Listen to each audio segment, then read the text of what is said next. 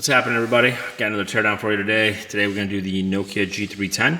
So if you have one of these and you have a pattern or a password that you forgot and you got to do a hard reset, I'll show you how to do that. Just as always, just remember when you do a hard reset, you will delete all the data off the phone. So if you have anything important on the phone, it will be deleted. So just keep that in mind.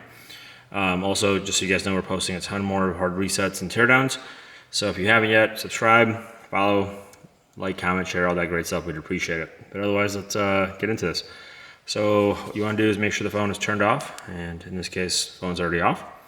And we're going to hold the volume up and power button. Get your volume up, volume down, and your power. So you'll hold volume up, hit power. Once the phone turns on, you can let go of power, but keep holding volume up. Then you'll get into this reset menu. You want to use the volume buttons to scroll, power button is to select. And we'll scroll to wipe data factory reset, hit the power button, confirm, hit the power button again. And now it's done. That's pretty quick. So it's reset, and now we can just either reboot system or power off. We'll just reboot system.